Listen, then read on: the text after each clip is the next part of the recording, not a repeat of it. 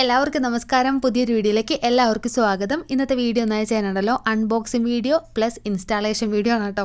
ഞാൻ ഈ അടുത്ത കാലത്തായിട്ട് ജാക്കിൻ്റെ A to B എന്ന് പറയുന്ന ഓട്ടോമാറ്റിക് കട്ടറുള്ള ഒരു തയ്യൽ മെഷീൻ വാങ്ങിച്ചിട്ടുണ്ടായിരുന്നു.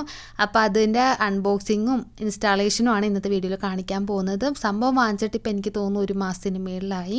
വീഡിയോ ഇടാൻ പറ്റിയ ഒരു മാനസികാവസ്ഥ അല്ലാത്ത കാരണം ഇത്ര ലേറ്റായി പോയേട്ടോ. അപ്പോൾ അതേ നമ്മുടെ മെഷീൻ 2 പെട്ടികളായിട്ട് വന്നതും ടേബിൾ കാര്യങ്ങളൊക്കെ ഒരു പെട്ടിക്കകത്തും പിന്നെ അതിൻ്റെ ഒരു ടോപ്പ് ഭാഗം ഉണ്ടല്ലോ അത് വേറൊരു പെട്ടിക്കകത്തായിട്ടാണ് വന്നതും. അപ്പോൾ ടോപ്പ് ഭാഗത്തിന് വലിയ പണിയില്ല. ടേബിൾ പക്ഷേ ഇതേപോലെ നുറുക്ക് പീസുകളായിട്ടാണ് വന്നതും. ഇതൊക്കെ ഇൻസ്റ്റാൾ ചെയ്തെടുക്കണം കേട്ടോ. ഇത് കണ്ടപ്പോൾ ഞങ്ങളുടെ വർക്കായിട്ട് എനിക്ക് സാദൃശ്യം തോന്നി കേട്ടോ. ഞങ്ങൾ ഇതേപോലെ പാച്ച് വർക്കാണല്ലോ ഓരോന്ന് കൂട്ടിച്ചേർത്താണല്ലോ ഓരോന്ന് ഉണ്ടാക്കിയെടുക്കുന്നത് അതേപോലെ തോന്നി കേട്ടോ. എൻ്റെയൊക്കെ കൺസെപ്റ്റിൽ എന്ന് പറയുമ്പോഴത്തേക്കും തയ്യൽ മെഷീൻ വരണമെന്ന് പറയുമ്പോൾ പണ്ട് അലമാരയൊക്കെ വരുമല്ലേ വണ്ടിക്കകത്ത് കയറില്ല അതേപോലെ ആയിരിക്കും വരണമെന്നാണ് വിചാരിച്ചിരുന്നത്. പക്ഷേ ഇങ്ങനെ ഒരു ഒട്ടും പ്രതീക്ഷയില്ല. സംഭവം ഇതിങ്ങനെ ഫിറ്റ് ചെയ്യണ കാണാൻ നല്ല രസമുണ്ടായിരുന്നു കേട്ടോ. പിന്നെ ഈ ഫിറ്റ് ചെയ്യണ ആൾക്കാണെങ്കിൽ വീഡിയോയിൽ വരാൻ താല്പര്യമില്ല, അതുകൊണ്ടാണ് ഫേസ് കാണിക്കാത്ത കേട്ടോ. പിന്നെ നമുക്ക് ഈ മെഷീൻ കിട്ടിയേക്കണമെന്ന് പറയുമ്പോൾ ഒരു ഷോറൂമിൽ നിന്നൊന്നുമല്ലായിരുന്നു. അല്ലെങ്കിൽ ഞാൻ ഷോറൂം വീഡിയോ കൂടി ഉൾപ്പെടുത്താമെന്ന് വിചാരിച്ചു. പക്ഷേ ഷോറൂമിൽ നിന്നല്ല നമ്മളിത് എടുത്തതും.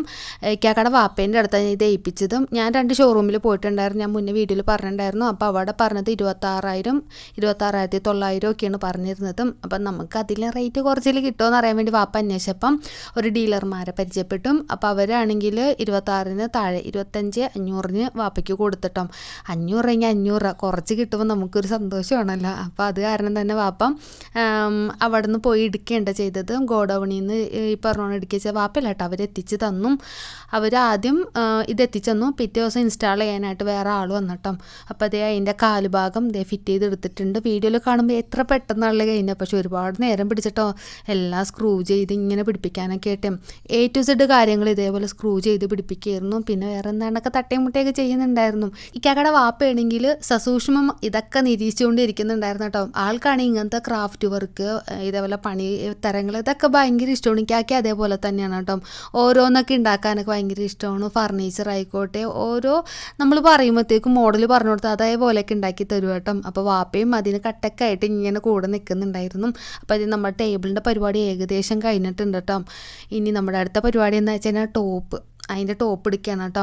ടോപ്പ് സത്യം പറഞ്ഞാൽ ഇത്രയും സെക്യൂർ ആയിരിക്കും എന്ന് വിചാരിച്ചില്ല കേട്ടോ. സംഭവം ചൈനയെന്ന് ഞാൻ ഈ അടുത്താണ് അറിഞ്ഞതും. അപ്പോൾ എനിക്കൊക്കെ ചൈന എന്ന് പറയുമ്പോഴത്തേക്കും ഒരു മനോഭാവം ഉണ്ടായിരുന്നു, ഡ്യൂപ്ലിക്കേറ്റാണ് കൊള്ളില്ലാന്നും. പക്ഷേ ഇതിൻ്റെ പാക്കിങ് കണ്ട് ഞാൻ അത്ഭുതപ്പെട്ടു പോയി എന്ന് തന്നെ പറയാം കേട്ടോ. 2 ലെയർ ഉണ്ടായിരുന്നു കേട്ടോ, ബോക്സ് ഉണ്ടായിരുന്നു. അതിൻ്റെ ഉള്ളിൽ അത്യാവശ്യം നല്ല ഹൈ സെക്യൂർ ആയിട്ടുള്ള രീതിയിലായിരുന്നു കേട്ടോ പാക്ക് ചെയ്ത് വെച്ചിരുന്നതും. അപ്പോൾ സംഭവമൊക്കെ അടിപൊളിയായിരുന്നു. നല്ല ക്വാളിറ്റിയോട് കൂടി തന്നെയാണ് അവരത് മെയിൻറ്റെയിൻ ചെയ്ത് പോയിക്കണം കേട്ടോ. മെയ്ഡ് ഇൻ ചൈന എന്നൊക്കെ പറഞ്ഞാൽ പുച്ഛിച്ച് കാണണ്ട, അത്യാവശ്യം നല്ല ക്വാളിറ്റിയോട് തന്നെയാണ് അവർ നമ്മൾ കൊടുത്ത പൈസക്ക് എന്തായാലും ആ ഒരു ക്വാളിറ്റി മെയിൻറ്റെയിൻ ചെയ്തിട്ടുണ്ടായിരുന്നു കേട്ടോ. ഇത് ഓയിൽ ഒഴിച്ച് വയ്ക്കാനുള്ള ഒരു പാട്ടാണ് കേട്ടോ. അപ്പോൾ അത് ഇതിനകത്തേക്ക് ഫിക്സ് ചെയ്യാൻ പോവുകയാണ്. ഞാൻ ഇതുവരെ ഉപയോഗിച്ചിരുന്ന മെഷീനിലൊക്കെ നമ്മൾ ഓയിൽ ഒഴിച്ച് കൊടുക്കുകയായിരുന്നു. പക്ഷേ ഇതിൻ്റെ അകത്ത് ഈ ഒരു പാട്ടിലേക്ക് നമ്മൾ ഓയിൽ ഒഴിച്ച് വെച്ചാൽ പിന്നെ നമ്മൾ ഇടയ്ക്കിടയ്ക്ക് മെഷീൻ്റെ അകത്തേക്ക് ഓയിൽ ഒഴിച്ച് കൊടുക്കണ്ട. ഇതിൻ്റെ അകത്തുള്ള ഓയിൽ ചീത്ത ആവുകയാണെങ്കിൽ അതൊന്ന് ക്ലീൻ ചെയ്ത് കൊടുക്കണം. അല്ലെങ്കിൽ തീർന്നു പോയിട്ടുണ്ടെങ്കിൽ അടുത്തത് ഒഴിച്ചു കൊടുക്കണം. അത്രയേ ഉള്ളൂ കേട്ടോ പരിപാടിയും.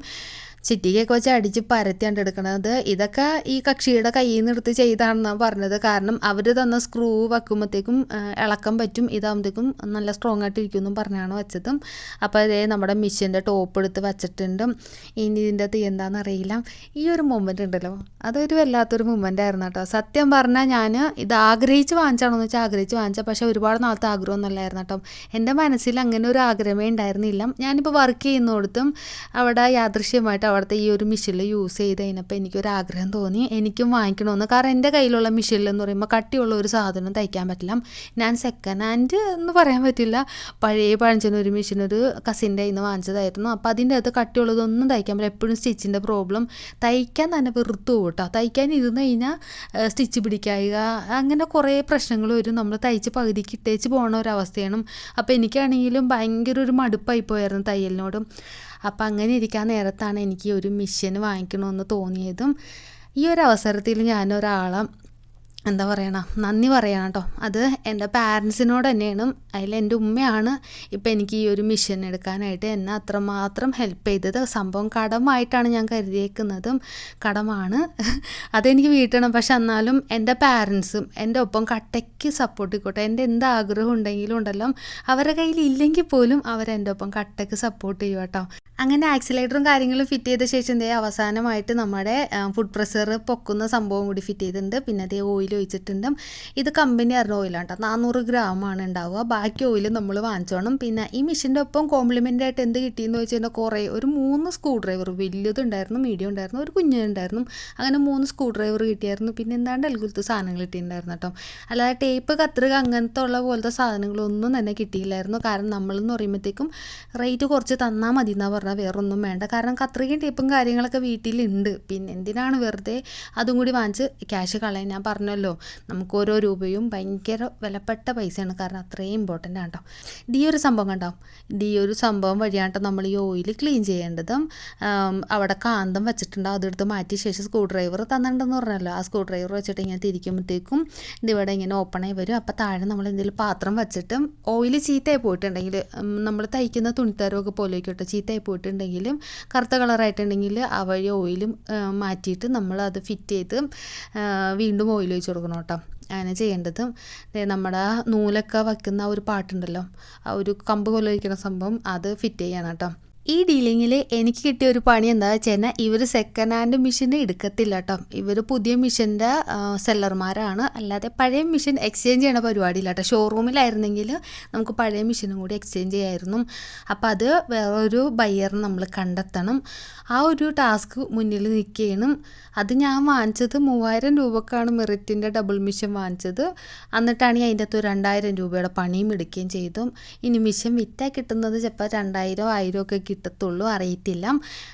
എന്തെങ്കിലും ആവട്ടെ, അത് നോക്കിയിരുന്ന് കഴിഞ്ഞാൽ എന്താ പറയണ, അതും പിടിച്ചിരുന്ന് കഴിഞ്ഞാൽ അതും പിടിച്ചിരിക്കലേ ഉണ്ടാവുകയുള്ളൂ. മാറി ചിന്തിക്കേണ്ട അടുത്ത് നമ്മൾ മാറി തന്നെ ചിന്തിക്കണം.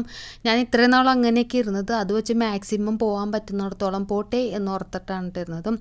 അങ്ങനെ അത് മാറ്റി, വിറ്റിട്ടില്ല, പുറത്തെടുപ്പുണ്ട്. അത് മാറ്റി നമ്മൾ പുതിയ മെഷീന് വച്ചിട്ടുണ്ട്. ഇവിടെയാണ് ഞാൻ ഇപ്പോൾ തൽക്കാലത്തേക്ക് വച്ചേക്കുന്ന സ്ഥലം കേട്ടോ. ഇനി അപ്പുറത്തെ മുറി ഒന്ന് റെഡിയാക്കിയിട്ട് അങ്ങോട്ടേക്ക് പോകണം. കാരണം തയ്ക്കണ സ്ഥലം എങ്ങനെയായിരിക്കും എന്ന് അറിയാമായിരിക്കുമല്ലോ.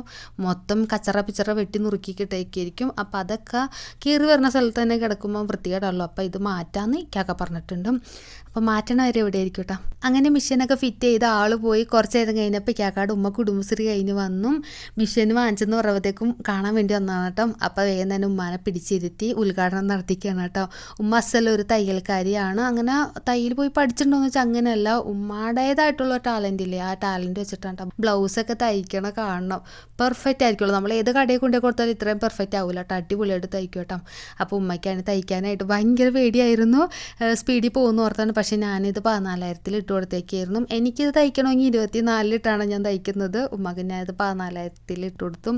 ഉമ്മ അങ്ങനെ തയ്ച്ചു. ഉമ്മക്കാണെങ്കിൽ മറ്റേ മെഷീന് യൂസ് ചെയ്തേക്കണ പോലെ ഇത് യൂസ് ചെയ്യാൻ പറ്റുന്നില്ല. മെയിനായിട്ട് ഫുഡ് പ്രഷർ നമ്മൾ താഴെയാണ് പൊക്കി കൊടുക്കുന്നത്. അപ്പോൾ ഉമ്മയ്ക്കാണെങ്കിൽ അതൊരു പരിചയം ഉണ്ടായിരുന്നില്ല. ഉമ്മ മേളിലാണ് പൊക്കി കൊടുക്കുന്നത്. ഉമ്മ അതൊക്കെ തപ്പി നടക്കിയിരുന്നു. അതാണ് ഇടയ്ക്കിടയ്ക്ക് കൈ അപ്പുറത്തേക്ക് പോകുന്നത് ഫുഡ് പ്രഷർ പൊക്കാൻ വേണ്ടിയിട്ടും. എൻ്റെ തയ്യൽ ജീവിതത്തിൽ ഏറ്റവും ഇമ്പോർട്ടൻ്റ് ആയിട്ടുള്ള ഒരു പങ്ക് വഹിച്ച ഒരാളും കൂടിയാണ് ഇക്കാക്കാട് ഉമ്മ. എനിക്ക് തയ്യൽ പഠിക്കണമെന്ന് പറഞ്ഞപ്പോഴത്തേക്കും ഇക്കാക്കാൻ്റെ അടുത്ത് റെക്കമെൻഡേഷനായിട്ട് ചേർന്ന ആളാണ് ഇക്കാക്കാട് ഉമ്മ. പണ്ട് GITDയിൽ ഫാഷൻ ഡിസൈനിങ് ചേരണമെന്ന് പറഞ്ഞപ്പോൾ ഉമ്മയാണ് എന്നെ സപ്പോർട്ട് ചെയ്തത്. സിയക്കുട്ടിക്ക് അന്ന് 10 മാസം പ്രായം ഉണ്ടായിരുന്നുള്ളൂ. ഉമ്മയായിരുന്നു ആഴ്ച 2 ദിവസം 3 മണിക്കൂറും സിയക്കുട്ടീനെ നോക്കിക്കൊണ്ടിരുന്നു. ഞാൻ തയ്ക്കാൻ പഠിച്ചുകൊണ്ടിരുന്ന സമയത്ത്, ഞാൻ തയ്ക്കാൻ പോണ സമയത്ത് നോക്കിക്കൊണ്ടിരുന്ന കേട്ടോ. അപ്പോൾ എൻ്റെ തയ്യൽ ജീവിതത്തിൽ ഒരു പങ്കും ഉമ്മയ്ക്ക് തന്നെ ഉണ്ട് കേട്ടോ. ഇക്കാക്കാട് ഉമ്മ അന്ന് സേക്കുട്ടീനെ നോക്കാമെന്ന് സമ്മതിച്ച ഒറ്റൊരു കാരണം കൊണ്ടാണ് എൻ്റെ കെട്ടിയവൻ എന്നെ പഠിക്കാൻ വിട്ട കേട്ടോ. കോളേജിലെ പഠനം പാതി വഴിയിൽ ഉപേക്ഷിച്ച് വീട്ടിൽ കൊച്ചിനെ നോക്കിയിരിക്കുകയായിരുന്നു. അങ്ങനെയാണ് ഞാൻ TV-യിൽ GITDനെ പറ്റി അറിയുന്നതും. അപ്പോൾ അറിഞ്ഞപ്പോൾ ഞാൻ വീട്ടിൽ പറഞ്ഞപ്പോൾ ഇക്കാക്കാട് ഉമ്മ എന്നെ കട്ടക്ക് സപ്പോർട്ട് ചെയ്തു. ഇക്കാക്കടുത്ത് പറഞ്ഞു. അങ്ങനെ ഇക്കാക്ക സമ്മതിച്ചതായിരുന്നു കേട്ടോ. അങ്ങനെ ഞാൻ എന്താ പറയണത്, ഒരിക്കലും ഇനി എനിക്ക് പഠിക്കാനോ ജോലിക്കോ പോകാൻ പറ്റില്ല എന്ന് ഓർത്തിരിക്കുന്ന സമയത്ത് എനിക്ക് അപൂർവമായിട്ട് കിട്ടിയതായിരുന്നു ഈ ഒരു ചാൻസ്. അപ്പോൾ ഇത് നൂല് കോർക്കുന്ന വഴിയൊക്കെ കണ്ടല്ലോ, ഇതാണ് നമ്മൾ സ്റ്റിച്ച് അഡ്ജസ്റ്റ് ചെയ്യുന്ന പാകോട്ടം. ഇത് നമ്മൾ റിവേഴ്സ് അടിക്കുന്നത്. എൻ്റെ ബ്രദറിൻ്റെ മിഷീനിൽ ഇതൊക്കെ പോലെ തന്നെ ഉണ്ട്, പക്ഷേ മെറിറ്റിൻ്റെ അങ്ങനെ ഉണ്ടായിരുന്നില്ല കേട്ടോ. അത് നമ്മൾ വലിച്ച് തിരിച്ച് പിടിച്ചിട്ടൊക്കെ അടിക്കണം കേട്ടോ. കാര്യം മെറിറ്റ് എന്ന് പറയുമ്പോഴത്തേക്ക് അങ്ങനെയൊക്കെ അടിക്കണമെങ്കിലും ഉണ്ടല്ലോ, ബ്രദറിനെ അപേക്ഷിച്ച് പുലിയാണ്, നമുക്ക് എന്ത് വേണമെങ്കിലും തയ്ക്കാം. ഇത് പന്നാക്കനായ കാരണമാണ് എനിക്ക് അങ്ങനെ തയ്ക്കാൻ പറ്റാത്തതും. അപ്പോൾ അതേ ഇതാണ് കേട്ടോ കട്ടറിൻ്റെ ഭാഗം പറഞ്ഞത്. ഇത് നമ്മൾ ഓണാക്കാം അല്ലെങ്കിൽ ഓഫാക്കാം. ഓണാക്കി കഴിഞ്ഞാൽ നമ്മൾ താഴെ നമ്മൾ ചവിട്ടുന്ന ഭാഗം ഉണ്ടല്ലോ, അതിൻ്റെ ബാക്കിൽ പിടിച്ച് തന്നെ താഴെ പിടിച്ചിട്ട് ഒന്ന് ഞെക്കിക്കഴിഞ്ഞാൽ തന്നെ കട്ടായി പോകട്ടെ. ഇവിടെ ഓണാക്കണമെന്ന് ഉള്ളൂ. ഇത് നമുക്ക് സ്പീഡ് അഡ്ജസ്റ്റ് ചെയ്യുന്നതാണ്. ഞാൻ 24 ഇട്ടേക്കുന്നത്. കാര്യം എന്താ വെച്ച് കഴിഞ്ഞാൽ എൻ്റെ എന്ന് പറയുക പാച്ച് വർക്കിൻ്റെ പരിപാടിയാണ് കൂടുതലും. അപ്പോൾ സ്പീഡ് കൂട്ടിയിട്ട് അടിച്ചിട്ട് ഒരു കാര്യമില്ല. നമ്മൾ വലുതായിട്ട് അടിക്കാനാണെങ്കിൽ സ്പീഡ് കൂട്ടിയിട്ട് അടിക്കാം. ഇത് നിർത്തി തയ്ക്കണം. അതാണ് ഞാൻ 24 ഇട്ടേക്കുന്നത്. എനിക്കതാണ് കംഫർട്ടായിട്ട് വരുന്നതും. ഇതിലും കൂട്ടിയിട്ട് അടിക്കണം പറഞ്ഞാൽ ഞങ്ങളുടെ തസ്നീത്ത ഉണ്ട്, ക്വാളിറ്റി ചെക്കറായ തസ്നീത്ത, അത് 40 ഇട്ടാണ്ട് അടിക്കുന്നത്. പടപടയെന്നും പറഞ്ഞ് കഴിയും. എനിക്ക് അത്ര പടപടയെന്ന് അടിക്കാൻ പറ്റില്ല. എനിക്ക് ഒന്നാമത്തെ കാര്യം ഈ മിഷൻ ഭയങ്കര പേടിയാണ്. ഭയങ്കര സ്പീഡാണ്. നമ്മളൊന്ന് ഞെക്കി കൊടുത്താൽ തന്നെ ഉണ്ടല്ലോ നല്ല സ്പീഡിലാണ് പോകുന്നത്. അപ്പോൾ കൈ അതിൻ്റെ ഇടയിൽ പോകുന്നറിയില്ല. എൻ്റെ കൺമുന്നിൽ വെച്ചാണ് ശ്വേതയുടെ ചൂണ്ടുവിരൽ സൂചിയുടെ അടിയിൽ പോയതും. ഇതുവരെയായിട്ട് എൻ്റെ പോയിട്ടില്ല. എനിക്ക് അതാണ് ഭയങ്കര പേടിയാണ്. സൂചിനെ എനിക്ക് എന്താണെന്നറിയില്ല, ഭയങ്കര പേടിയാണ്. വെട്ടുകത്തി എടുത്തുകൊണ്ട് വന്നാൽ പോലും എനിക്കൊരു പ്രശ്നമില്ല. അതേപോലെ പാമ്പിനെ എനിക്ക് പേടിയില്ല. അതേസമയം അട്ടയില്ലേ, ചോര കുടിക്കുന്ന അട്ട, ലീച്ച്, എനിക്ക് ആ സാധനത്തിന് ഭയങ്കര പേടി. അതിനെ കണ്ടാൽ ഞാൻ പനി വരെ പിടിച്ച് കിടപ്പായിട്ടുണ്ട് കേട്ടോ. അതേപോലത്തെ ഉള്ള പേടിത്തോണ്ടിയാണ് ഞാനും. അപ്പോൾ ദേ നമ്മുടെ ബോബിന് ചുറ്റുന്ന ഭാഗമുണ്ട് ഈ കാണുന്നതും. ഞാനിവിടെ നൂലിട്ടത് ജസ്റ്റ് ആയിട്ടൊന്ന് മാറിപ്പോൾ ആവേശത്തിൻ്റെ പുറത്ത് അപ്പുറത്തും ഉണ്ടായി നൂലിട്ട് വെച്ചതും. അപ്പുറത്തല്ല, ഇപ്പുറത്തെ സൈഡിൽ കൂടെ വേണം കേട്ടോ ആ നൂലെടുത്തുകൊണ്ട് പോകാനും.